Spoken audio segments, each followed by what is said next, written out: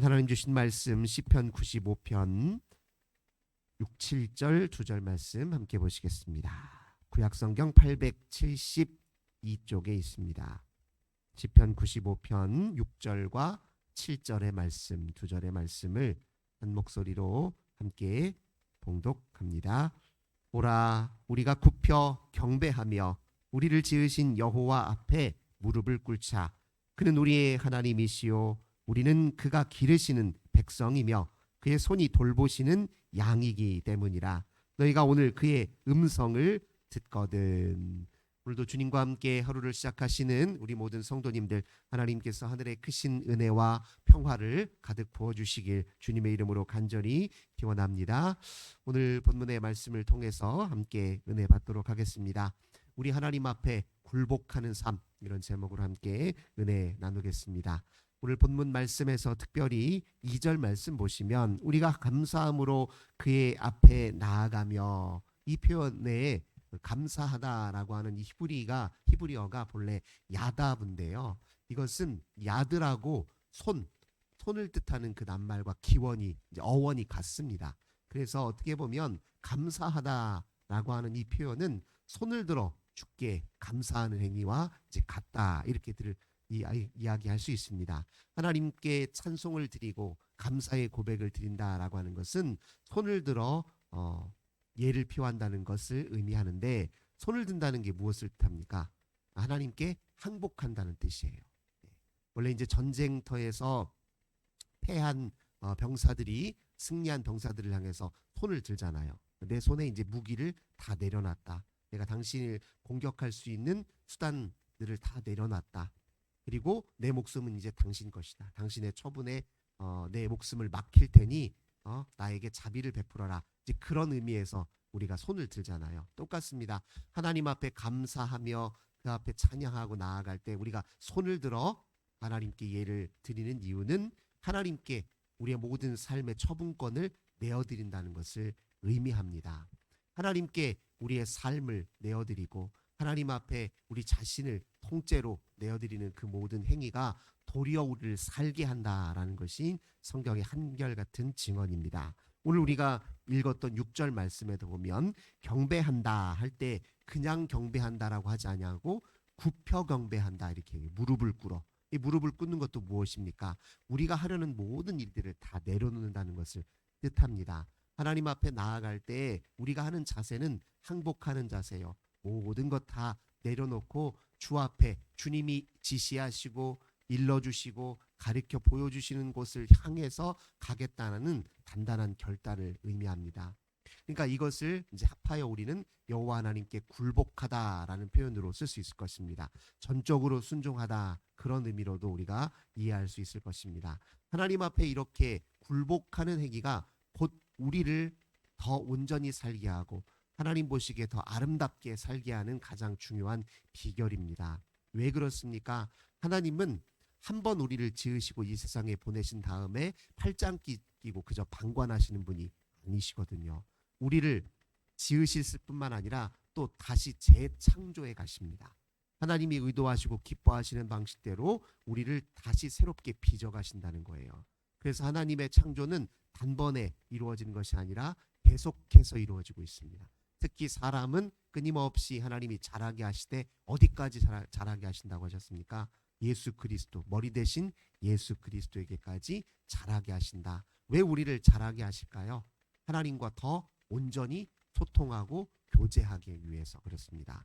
한번 생각해 보세요. 우리가 어린아이들을 잘 돌보고 사랑하고 양육하긴 하지만 그 어린아이들과 친구로 사귈 수는 없잖아요. 어린아이들과 우리가 친구가 될 수는 없습니다. 어린아이들이 우리 다 자란 어른들의 마음을 어떻게 속속들이 이해하고 알 수 있습니까? 우리가 하는 언어를 아이들이 알아들을 수 없잖아요. 그러니까 하나님이 우리를 자라게 하시는 이유는 딱 하나예요. 우리가 하나님의 마음을 더 잘 알고 그의 계획과 선한 뜻과 지혜와 역사하심을 더 잘 헤아려서 하나님께 더 온전히 소통하고 사귈 수 있도록 하시기 위해서 자라간단 말이에요. 그래서 오늘 본문에도 보면 그는 우리의 하나님이시되 우리는 그가 기르시는 백성이다, 이렇게 표현해요. 하나님 우리를 끊임없이 자라게 하시는 분이에요. 그러니까 우리는 하나님 앞에 늘 굴복하는 자세로 서는 게 좋습니다. 생각도 내 생각에 매여 있을 것이 아니라 다 내려놓아야 하나님이 진짜 진실한 생각, 바른 견해, 더 좋은 관점, 더 높은 시각에서 우리를 볼 수 있도록 이끌어 주실 수 있단 말이에요. 마치 이것과 같습니다. 내가 몸에 큰 이제 병이 생겼거나 어디가 아프게 되면 이제 병원에 가서 의사 선생님에게 이제 우리 몸을 다 맡기는 것이잖아요. 선생님에게 다 맡기는 겁니다. 심지어 우리가 큰 시술이나 수술을 받을 때는 우리가 마취를 하고 수술을 받잖아요. 그럴 때 내가 내 자신을 통제할 수 있는 그 길은 아무것도 없어요. 이제 전적으로 누구 손에 맡기는 겁니까? 의사 선생님의 손에 다 맡기는 거예요. 내 생명도 의사 선생님의 칼끝에 달려 있는 겁니다. 이게 똑같아요. 그렇게 해서 내어 맡기고 또 의사 선생님이 수술 다 끝나고 나면 우리에게 이렇게 하셔야 됩니다. 회복할 때까지 이런 음식들은 피하셔야 되고 이런 움직임과 몸의 운동은 조심하셔야 되고 대신에 이런 운동이 필요하고 전부 다 일러주신단 말이에요. 그걸 그대로 이행하고 지키는 것이 우리에게 더 유익이고 우리 생명을 지키는 길이잖아요. 내 나름대로 판단해서 의사 선생님 그거 말하는 거 저 인정 못합니다. 제가 제 식대로 살겠습니다. 했다가는 병을 더 키울 수도 있는 것이고 회복이 더 더딜 수 있는 것 아니에요. 운동선수들도 마찬가지요. 운동선수들이 처음 운동 기술을 익히는 과정을 한번 보세요. 나보다 더 뛰어난 기술과 오랜 경험과 경륜을 가지고 있는 사람들이 하는 지시를 그대로 이행합니다. 그래야 내 몸에 좋은 기술이 익혀지는 거예요. 나중에 이제 우리를 가르치는 선생님만큼이나 기술이 뛰어나게 되면 스스로 그것보다 더 좋은 기술을 개발할 수도 있는 것이겠죠. 하지만 그 전까지는 그 지시에 전적으로 따르는 것이 오히려 유익하다는 거예요. 마찬가지로 하물며요. 우리 하나님이신데요. 우리를 지으셨잖아요. 속속들이 더 잘 아십니다. 우리가 처음 생성되기 전에 우리가 꼴을 갖추기 전에 이미 하나님 마음속에 가슴속에 우리의 형상의 모습들이 다 이미 하나님의 머릿속에 기억 속에 있지 않습니까? 하나님이 우리를 빚으실 때 우리의 속속들이 모든 영역 구석구석 오늘 우리식으로 표현하자면 DNA 하나하나까지 하나님이 다 설계하시고 아시는데 그 하나님께 우리 자신을 내어 맡기고 굴복하는 것이 어찌 우리에게 손해되는 일이겠냐고요. 하나님이 앞에 우리가 욕망을 다 내려놓는다? 아유, 그러면 원하는 것 우리 하나도 없이 살라는 뜻입니까? 아니요. 우리가 우리 욕망 다 내려놓으면 하나님 우리에게 최적의 좋은 갈망을 허락하시는 분이에요. 하나님이 우리 인생을 우리보다 더 잘 아시는데요. 우리가 하나님이 원하시는 대로 우리의 원하는 것 갈망을 하나님이 원하신 거로 바꿔가면 절대 손해낼 일 없습니다. 그것이 우리 스스로에게 더 큰 자부심과 만족과 기쁨으로 다가오는 법입니다. 이거는 하나님 앞에 굴복해서 하나님과의 관계 속에서 그것을 경험한 사람들만 사실 알 수 있는 거예요. 그 전까지는 이해가 가질 않죠. 어떻게 하나님 앞에 모든 것 다 내어 맡기고 하나님 앞에 굴복하고 이런 표현들이 낯설 수 있단 말이에요. 근데 우리가 굴복하는 대상이 하나님이시잖아요. 사람이 아닙니다. 사람에게 무릎 꿇고 사람에게 비굴하게 굴려는 의미가 아니에요. 하나님에게 전적으로 굴복하라는 뜻입니다. 굴복하려면 확실하게 하셔야 돼요. 어정뛰게 하는 게 아니라 하나님 앞에 모든 것 하나님이 내게 가르쳐 주시고 일러 주시면 지시하시면 깨닫게 하시면 제가 즉시로 순종하겠습니다. 그게 다른 아무리 지혜로운 사람에게 조언을 얻는 것보다도 더 의로운 일이고 더 지혜로운 일이고 아무리 뛰어난 인생의 기술을 가지고 있는 사람들에게 내 인생을 맡기는 것보다 더 좋은 일이다. 확실하게 믿고 굳건하게 주 앞에 경배하는 자세가 필요하다는 겁니다. 감사하다라는 말도 그런 의미예요. 우리가 무엇 때문에 감사합니까? 우리가 하나님 앞에 그저 하나님이 때마다 우리에게 필요한 것 몇 가지 공급하셨기 때문이 아니에요. 우리 인생 통째를 하나님의 손이 붙드시고 우리 인생 통째를 모든 순간순간 전체를 주시하시되 사랑의 시선으로 보시고 자비의 시선으로 보시는 그 하나님을 전적으로 인정한다는 뜻이잖아요. 하나님 없이 사는 것이 가장 어리석은 일이고 하나님을 모든 순간에 인정하는 삶이 가장 지혜로운 삶입니다. 그러니까 우리는 일생 동안 사실 뭘 훈련하냐면 하나님과 함께 사는 법을 터득하는 거예요. 어차피 우리는 마지막의 순간에 하나님과 영원히 살지요. 지금부터 그걸 훈련해 가는 거예요. 하나하나 하나님과 함께 사는 법을 터득해 가면서 하나님과 함께 사는 삶의 그 묘미를 맛보면서 그래서 하나님 앞에 찬송하고 또 기뻐하고 그것도 자랑하고 살도록 우리를 하나님이 그렇게 부르신 것 아닙니까? 그런데 우리가 주의 음성을 듣고 주님을 우리에게 역사하시는 그 은혜를 헤아려 아는데 게으르게 되면 어떤 현상들이 나타나냐? 8절 보겠습니다. 너는 무리바에서와 같이 또 광야의 마사에서 지냈던 날과 같이 너희 마음을 완악하게 하지 말지어다. 그러니까 하나님의 음성, 하나님의 역사, 은혜 이걸 헤아려 아는데 굴복하는데 소홀히 하게 되면 우리 마음은 완악해지기 시작한다는 겁니다. 딱딱해지기 시작해요. 이제 남의 말 잘 안 들리기 시작한다는 거예요. 자기 주관대로 살겠다, 내 뜻대로 살겠다, 자꾸 이러다가 자기 스스로를 우상숭배하고 교만에 빠지게 되는 것이죠. 근데 그것이 도리어 자기를 불행하고 괴롭게 만드는 원천이거든요. 한번 생각해 보세요. 우리 사람들이 겪는 괴로움의 대체 원인이 무엇입니까? 내가 원하는 것 고집하기 때문에 그렇거든요. 이렇게 인생은 이렇게 펼쳐져야 되는데 내 뜻대로 이렇게 되는데 잘 안 돼요. 그러니까 원하는 만큼 더 괴로운 거예요. 내가 원하는 게 오히려 나를 괴롭게 만드는 일이 대부분 우리 인생사의 그 모습이라는 것을 조금만 헤아려 보면 알아요. 네, 우리 자식 이렇게 됐으면, 우리 사업이 이렇게 됐으면, 내가 하는 일이 이렇게 잘 됐으면, 그럼 잘 되면 좋죠. 하지만 거기에 고집하고 집착하면 집착할수록 안 되는 현실이 더 비참해지는 거예요. 그렇게 안 되는 현실이 더 괴로운 것 아닙니까? 근데 그 모든 것에 자유로워 오직 하나님이 우리에게 일러주시고 하나님이 원하시고 기뻐하시는 것들을 나의 것으로 삼아서 갈망하기 시작해 보십시오.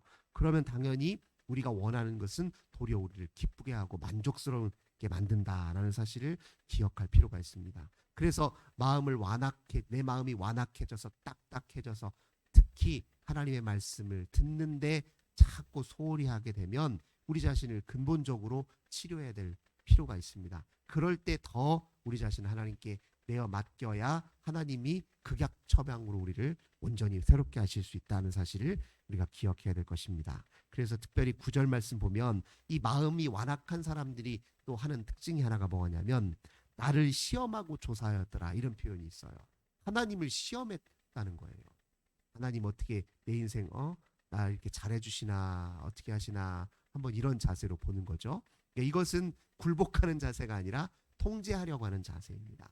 하나님은 우리의 시험의 대상이 아니죠. 하나님이 우리를 시험하시면 시험하셨지 어떻게 하나님이 우리의 시험의 대상이 될 수 있겠습니까?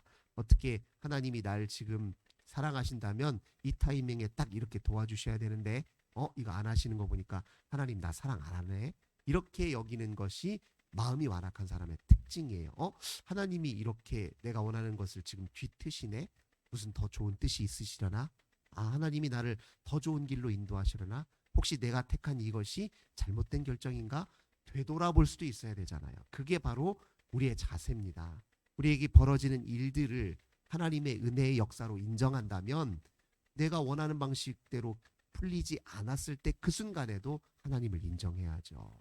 하나님이 더 나보다 지혜로우신 분이시니 나에게 열어주시는 그 길이 곧 내 길이다. 이렇게 믿고 다가간 자세가 하나님께 굴복하는 자세 아닙니까? 그런 자세로 선을 때에 우리가 주님께서 우리가 진짜 걸어야 될 일을 가르쳐 주신다는 거예요. 근데 마음이 완악하고 주님을 통제하려는 자세를 갖고 있었기 때문에 어떻게 됩니까? 10절 내가 40년 동안 그 세대로 말미암아 근심하여 이르기를 그들은 마음이 미혹된 백성이라 내 길을 알지 못한다 이렇게 표현해요. 내 길을 알지 못하고 즉 하나님이 우리 인생들을 위해서 마련하신 더 좋은 길, 사는 길, 잘 되는 길 이거 다 놔두고 엉뚱한 길로 가다가 어려움을 스스로 자초한다는 거예요. 그런 인생들은 결국 11절 안식에 주님이 우리에게 주시려고 하는 최종적인 그 은혜의 복 안식에 들어가지 못한다 이렇게 이야기하고 있습니다. 하나님 안에 머물러 쉬며 영원히 하나님을 즐거워하고 우리 주님과 교제하는 그 복된 삶으로부터 스스로 그 길을 빼앗아 버리고 스스로 거기를 가는 그 길목을 내가 내 스스로 가로막지 않으려면 우리 마음이 완악해질 것이 아니라 손을 들고 무릎을 꿇고 굴복하는 자세를 끊임없이 유지해야 한다는 것입니다. 하나님은 우리가 생각했던 것보다 훨씬 더 좋으신 분이에요. 하나님은 우리가 생각하는 것보다 훨씬 더 우리를 사랑하십니다. 그걸 인정해야 돼요. 하나님은 우리가 생각했던 것보다 훨씬 더 섬세하게 우리 인생을 다루시는 분이에요. 그 믿음을 가져야 굴복하는 자세가 나옵니다. 하나님 앞에 굴복하고 손을 들고 무릎을 꿇는 것 절대 손해나는 일 없습니다. 그것이 찬송하고 예배하는 그 삶 절대 손해나는 일 없습니다. 주님과 더 가까워지는 것 절대 손해나지 않아요. 그 믿음으로 오늘도 주님께 두 손 들고 무릎 꿇어 감사하고 찬송하며 하나님 내 인생 주께 모두 맡기니 하나님 때를 따라 내게 지혜 주시고 길을 보여주시고 나에게 말씀하여 주셔서 주님 말씀하시고 보여주시고 일러주시고 사인하면 제가 두말하지 않고 즉시 순종하겠습니다. 하나님 내 지혜 어리석음 불완전함 이 모든 한계 다 주님 앞에 내려놓겠습니다. 아무리 좋은 생각도 주님 말씀보다 앞세우지 않겠습니다. 내 마음이 아무리 갈망하는 것이라도 하나님을 갈망하는 것보다 앞세우지 않겠습니다. 이런 마음 자세로 오늘도 주님과 함께 승리하시기를 주님의 이름으로 간절히 기원합니다. 좋으신 주님 감사드립니다. 하나님 환자가 의사에게 절대 순종하듯 운동선수들이 코치와 감독에게 순종하듯 저희들 주님께 온전히 굴복하게 하여 주옵소서. 손을 들고 무릎을 꿇고 주 앞에 나와야 주님이 우리를 주님 편으로 더 굳건하게 하시고 온전케 하시고 바로 세워주시고 성장케 하시고 우리가 생각하고 기대했던 것보다 훨씬 더 큰 만족과 기쁨을 누리게 해주신다는 것을 저희들 굳게 믿게 하여 주옵소서. 하나님과 늘 가까이 사귀기는 일에 부지런하도록 도와주시옵소서. 세상 만사 아버지 중요한 일 바쁜 일 많지만 하나님과 교제하는 일보다 우선할 수 없음을 저희들 반드시 기억하도록 도와주시옵소서. 우리 하려는 모든 일도 하나님과 관계 속에서 다시 점검하고 성찰하고 또 하나님과 함께 다시 설계하고 다시 계획하고 다시 새로운 마음가짐으로 진행할 수 있도록 은혜 베풀어 주시옵소서. 불복된 인생을 하나님께서 선한 손으로 기르시고 새롭게 해 주실 걸 믿고 감사드리며 예수님의 이름으로 간절히 기도드립니다.